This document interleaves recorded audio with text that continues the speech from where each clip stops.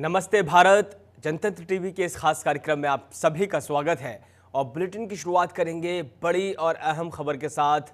Delhi blast case में NIA को बड़ी कार्रवाई, अहम आरोपी को गिरफ्तार किया है। रेड फोर्ट ब्लास्ट में 8वीं गिरफ्तारी हुई है।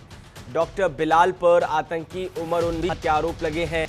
जम्मू कश्मीर से डॉक्टर बिलाल गिरफ्तारी है। तो रेड फोर्ट ब्लास्ट केस में ये 8 है।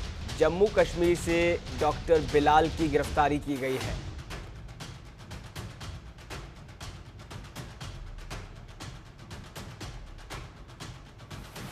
तो दिल्ली ब्लास्ट केस में एनआईए की बड़ी कार्रवाई देखने को मिली है। एनआईए ने एक और अहम आरोपी को गिरफ्तार किया। फोर्ट ब्लास्ट केस में ये 8वीं गिरफ्तारी है। डॉक्टर बिलाल पर आतंकी उमर 19 तो डॉक्टर बिलाल वानी को कैसे गिरफ्तार किया है, इस वक्त की बड़ी खबर जनतंत्र टीवी पर रहा है।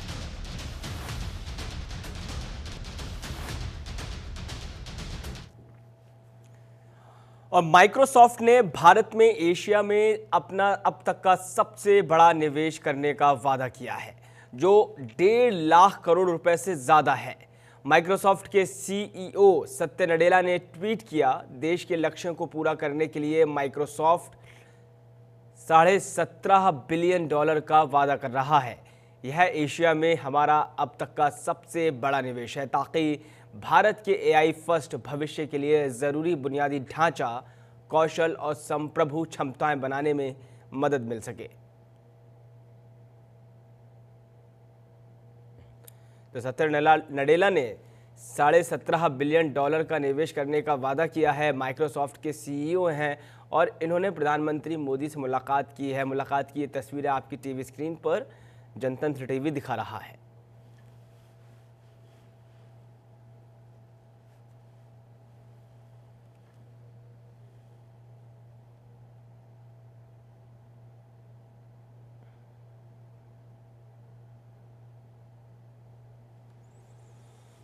तो भारत में एआई हब बनाने के लिए ये मुलाकात की गई है। सत्य नडेला ने $17.5 बिलियन का निवेश किया है।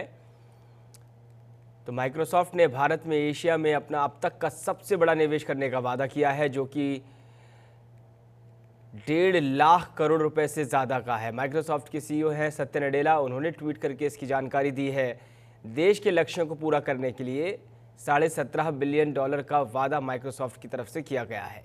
यह एशिया में अब तक का सबसे बड़ा निवेश है, ताकि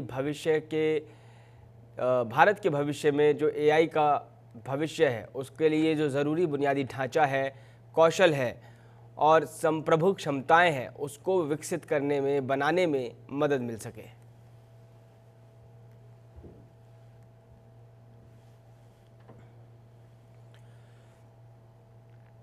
और इंडिगो संकट पर केंद्र सरकार की बड़ी कार्रवाई देखने को मिली है। मंत्रालय ने उड़ान संख्या कम करने के आदेश दिए हैं। इंडिगो की उड़ानों में 10% की कटौती के आदेश दिए गए हैं।